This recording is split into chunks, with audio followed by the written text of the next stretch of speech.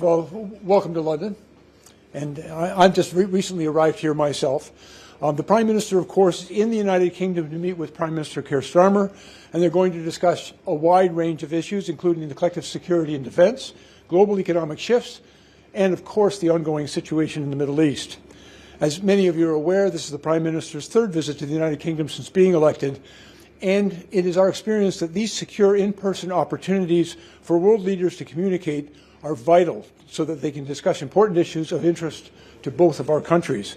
This is going to be a follow-up for both leaders who are participating this week as they participated earlier in the G7 leaders' call focusing on the situation in the Middle East.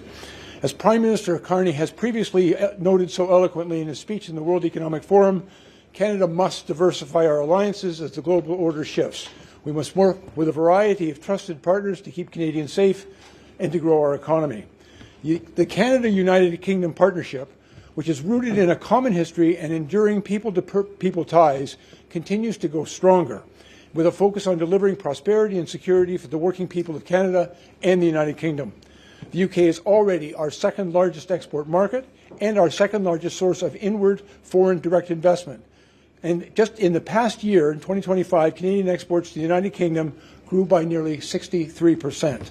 In June of 2025, when Prime Minister Starmer visited Ottawa in advance of joining the G7 leaders in Kananaskis, our two Prime Ministers agreed to an ambitious plan aimed at strengthening economic growth and prosperity, enhancing collective security and defence.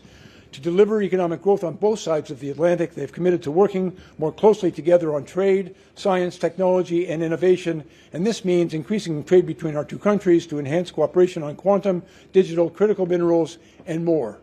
And as partners in the Five Eyes intelligence community and at NATO, Canada and the United Kingdom already have strong security and defence relationships, including close ties between the military, law enforcement and cooperation. We've also seen being part of one of the strongest and most forward-leaning partners in supporting Ukraine against Russia's full-scale illegal invasion, including close consultations and collaboration on improving sanctions against Russia. And of course, Canada and the United Kingdom have worked very, very closely on the training of the Ukrainian armed forces, and that's a partnership that continues to endure. When the leaders met in June of 2025, they committed to strengthening that already robust cooperation when it comes to military cooperation, national security, intelligence sharing, and border security. The Canada-UK friendship is already deep and multifaceted, and the Prime Minister's visit today now builds upon that strong foundation and the commitments that were made in June of 2025. And of course, here in London, we have an excellent team of officials who are working very closely with our UK counterparts in order to build upon those commitments. Well, thank you very much for your kind indulgence, and I'll answer any questions you may have. What concretely do you think the two Prime Ministers, when it comes to Iran and the issue in the Middle East, what concretely can come out of tomorrow's meeting? Are they working on a plan to end the war, de-escalation? What are we going to see after tomorrow's? Well, I think our Prime Minister has been very clear in what he sees as Canada's role with respect to that conflict, and we certainly, he has articulated that we certainly support the effort to make sure that Iran does not acquire nuclear weapons, but at the same time we are not participating in that effort. I think it's very important that the two Prime Ministers have an opportunity to discuss each of our collective approaches, because we have been such strong allies and partners in the future. I think those conversations could lead to perhaps a better understanding and other discussions about not only how we deal with the conflict that's currently raging in the Middle East, but how we deal with the economic fallout of what's transpiring. Hi, Commissioner. Yes, Judy. The U.S. has asked its allies to send military vessels. Britain has sent a ship. Does Canada have the resources to send if it's called upon to do so? To the best of my knowledge, Canada has not yet made any commitment to send any of our naval assets into the region. We're aware of what the United Kingdom does. I'm sure that will form part of the discussion that our Prime Ministers will have tomorrow.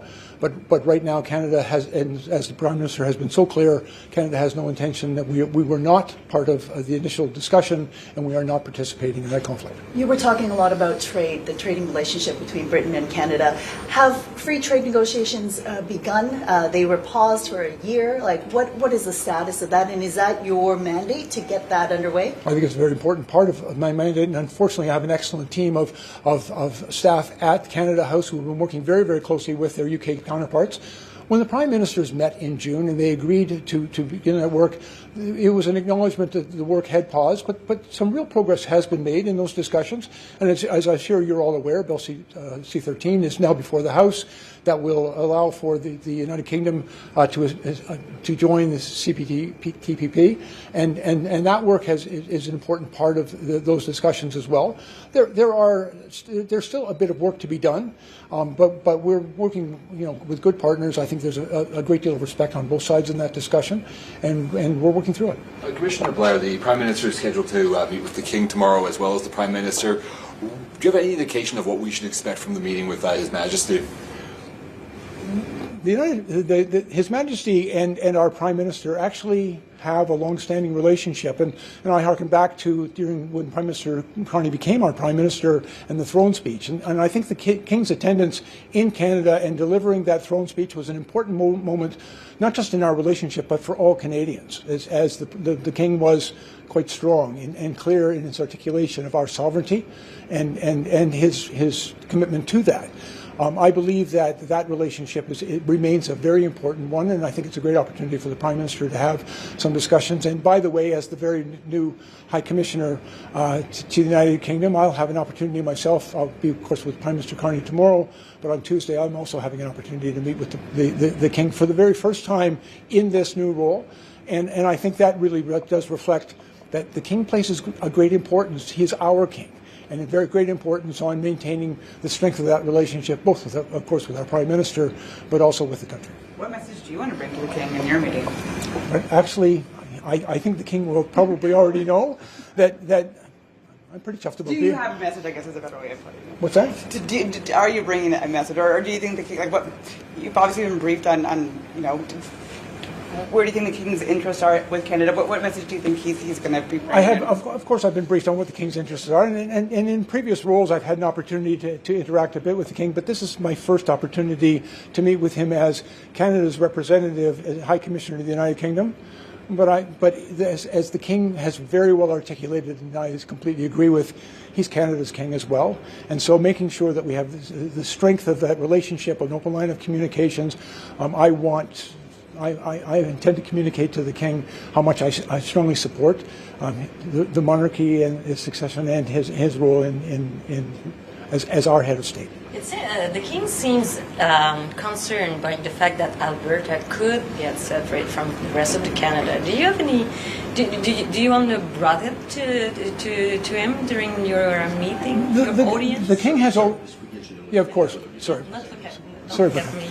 The King has he had a meeting earlier this week with some of the Six Nations chiefs that were here in Ottawa, and that was not the purpose of the meeting, but I know that Chief Pete, for example, raised that concern with the King, and the King is, as our head of state, also always concerned about resiliency, but at the same time, that issue, I think, more appropriately dealt with between our government and those First Nations.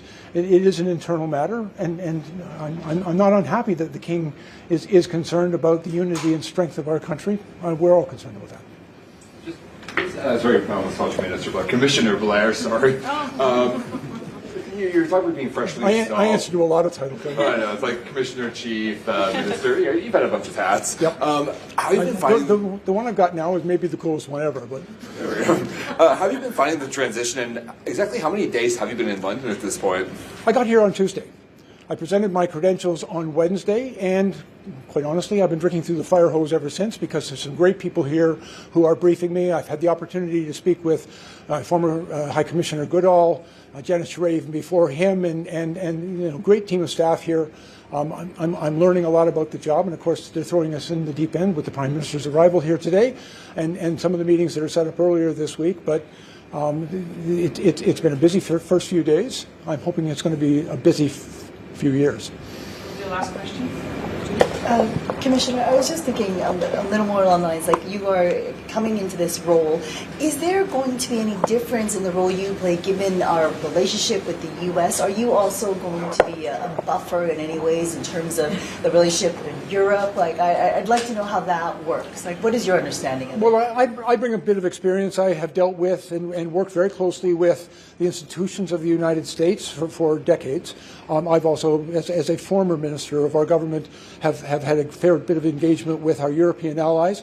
But I think my primary role here is to fulfill the responsibilities of the High Commissioner to the United Kingdom, to facilitate the work that our two countries do together. I think there's great opportunities to build upon trade and investment and in security and defense, and there are just so many things that we have in common.